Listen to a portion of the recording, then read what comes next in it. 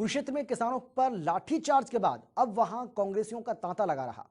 दिन भर कांग्रेस के बड़े नेता किसानों और आड़तियों के साथ मुलाकात करते रहे। प्रदेश अध्यक्ष कुमारी सैलजा, नेता विपक्ष हुड्डा और रणदीप सुरजेवाला ने कहा कि वो अन्नदाताओं के साथ खड़े हुए हैं और तीनों कृषि अध्यादेशों का विरोध करते हैं। कुरुक्षेत्र में कांग्रेसियों का तांता। धर्म नगरी में कांग्रेसी बैक टू बैक। किसानों और आड़तियों से मुलाकात। खट्टर और दुष्यंत चौटाला की जोड़ी का नाम इतिहास में उन दो दुर्दांत शासकों के तौर पर लिखा जाएगा जिनका शासन किसान, आड़ती और मजदूर पर जुल्म और दमन की निशानी बन गया है। कि इनकी जो मंशा है टोटल निजीकरण, किसान मजदूर का दमन और बड़ी कंपनियों का इन्होंने फायदा पहुंचाया। खरीद करेगा कोई व्यक्ति तो उसके ऊपर कोई एमएसपी लागू नहीं होगी। इसका मतलब जो मर्जी भाव खरीदे, डिस्ट्रेस सेल जो है किसान करेगा और आड़ती जो खरीदार होगा बड़ा वो उसको स्टोर करेगा और वो कमाएगा, किसान मारा जाएगा। जरा देखिए ये तीन ताजा तस्वीरें, तीनों ही कुरुक्षेत्र की हैं। सुबह सबसे पहले यानी कि 10:37 पर यहां कांग्रेस नेता रणदीप सुरजेवाला पहुंचे। थोड़ी देर बाद दोपहर 12:18 पर कांग्रेस प्रदेश अध्यक्ष कुमारी सैलजा पहुंची। उसके थोड़ी ही देर बाद 2:45 पर नेता विपक्ष भूपेंद्र सिंह हुड्डा पहुंचे।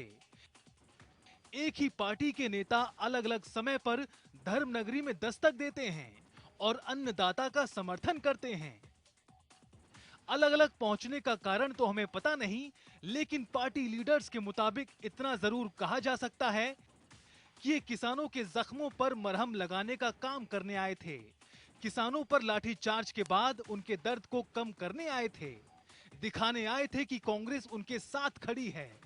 ये सब रणदीप सुरजेवाला ने भी कहा है, सुनिए। वो किसान के, मजदूर के, आड़ती के आंसू पोंछने के लिए आ रही। वो किसान के, मजदूर के, आड़ती के आंसू पोंछने के लिए आ रही। हालांकि जब किसानों पर लाठियां बरसाई जा रही थी तो कोई भी नेता सड़कों पर नजर नहीं आया था। सुरजेवाला की माने तो कुमारी सैलजा वीरवार को कुरुक्षेत्र पहुंचने वाली थीं, लेकिन लाठीचार्ज जैसे हालातों को देखकर उन्होंने अपना प्लान कैंसिल कर दिया, जिसके बाद शुक्रवार के दिन कांग्रेसी यहां पर लगातार पहुंचते रहे। सुरजेवाला ने तीनों कृषि अध्यादेशों को काला कानून बताते हुए सरकार पर तीखा हमला बोला और कहा कि सड़क से लेकर संसद तक किसानों की लड़ाई लड़ी जाएगी। संसद के अंदर और संसद के बाहर इन तीनों काले कानूनों का कांग्रेस पार्टी विरोध करेगी और ये संघर्ष तब तक जारी रहेगा जब तक ये काले कानून वापस नहीं ले लिए जाएंगे। जब सुरजेवाला यहां से वापस लौटे उसके बाद पार्टी की प्रदेश अध्यक्ष भी पहुंच गईं। उन्होंने पिपली अनाज मंडी में किसानों आड़तियों से मुलाकात कर बातचीत की। उन्होंने कहा कि जो वीरवार को किसानों के साथ घटा वो इतिहास में कभी भी नहीं हुआ। किसानों को आवाज उठाने से रोकना लोकतंत्र की हत्या है। सैलजा ने तीनों कृषि अध्यादेशों का न सिर्फ विरोध किया बल्कि ये भी कहा कि कांग्रेस की सरकार आते ही उनको रद्द भी किया जाएगा। इतना ही नहीं, सैलजा ने कहा कि 21 सितंबर को हरियाणा में किसानों की समस्याओं और पिपली में किसानों के साथ हुए व्यवहार के खिलाफ ज्ञापन सौंपा जाएगा।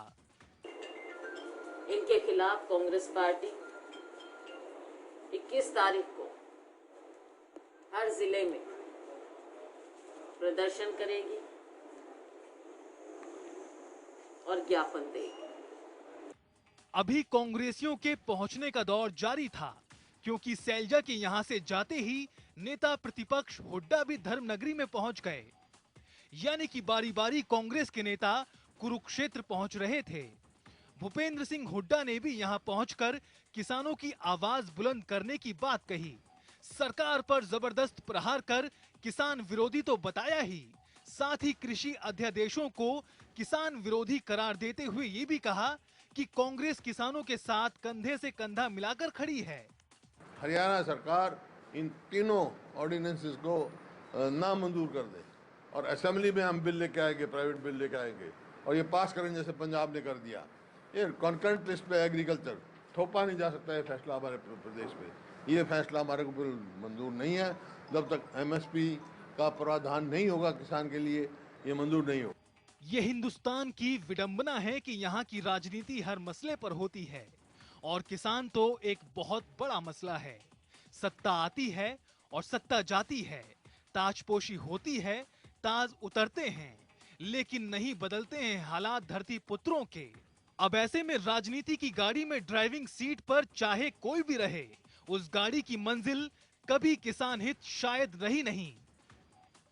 जनता टीवी के लिए कुरुक्षेत्र से रणदीप रोड की रिपोर्ट।